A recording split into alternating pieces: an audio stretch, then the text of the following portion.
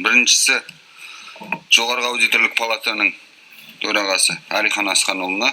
Әлихан Асқанұлы, сіз жаңа өзіңіздің баяндамаңызда өте аз сандар айттыңыз. Негізінде ЖАП-тың төрағасының айтатын баяндамасында сан көп болушы еді. 40 миллиард үстемақы дедіңіз. Бұл Қазавтожол бойынша. Осы бойынша жазбаша жауап беруіңізді сұраймын.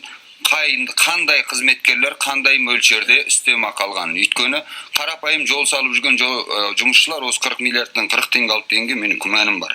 Және де дәл осындай есепті қтж бойынша берсеңіз, жаңа сіз айтпай кеттіңіз, олар үстемақы алды ма, алған жоқ па? Екінші сұрағым жол көлік министрлігіне, Қарабаев мырзаға, Қалбатау Майқапшағай жолы өзіңіз айттыңыз, биыл бітпейді деп, былтыр үлкен зар болған.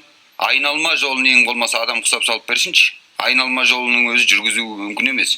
Соны қолға алыңызшы биыл, Құдай үшін. Содан кейін екінші сұрағым.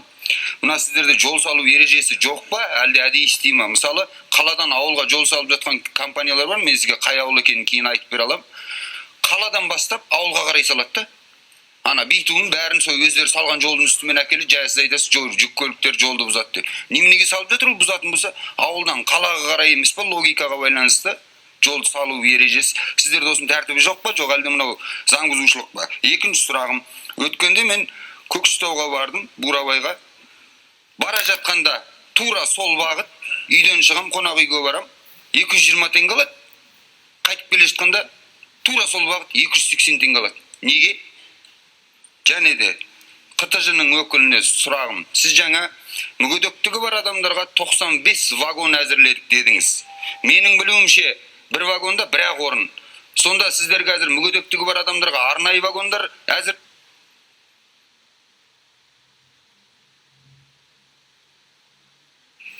Жақсы, көлік министрі сізге бірінші сұрақ.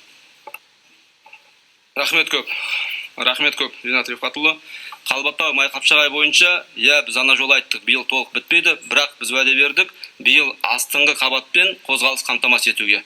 Барлық 415 бойынша, килошақырым бойынша. Ол жақта білесіздер, мәселе көп, мәселе ең бастысы шетелдік қаржы болған, оның қазақстандық компаньоны болған, серіктесі, ол біраз ақшаны толық игерілмеген, ол бойынша құқық қорғау органына бүкіл материалдар берілді. Биыл тек айналма жолды емес, бүкіл жолдың өзін 415 шақырымның астың қабатпен жолды қамтамасыз етеміз. Екінші мәселе бойынша, жаңағыда ереже жоқ па дегенге. Ол былай ғой, үлкен жолдар салынғанда карьер қай жақта орналасқан. Мен түсінем, сіз ана жақтан бастауға болады ғой карьерді алып келіп деп жатқанға. Бірақ кей кездері, мысалы, жолдардың өзі бір белгілі лоттарға бөлінеді ғой. Сол лоттарға бөлінгенде қай бірінің құжат бірінші шықса, жұмыс тоқтап қалмасын деп соны бастай береді. Сондай себептер ол үлкен жолдарда, бірақ ауылдың жолдында ондай болмауға тиіс. Түсінікті, оны қолға аламыз, қосымша ереже енгіземіз. Көкшетау бойынша 220-280 деген, меніңше ол жерде мынандай мәселе. 220 бара жатқанда 280 қайтқанда дедіңіз ғой. Бір участкі бар сол жақта келе жатқанда.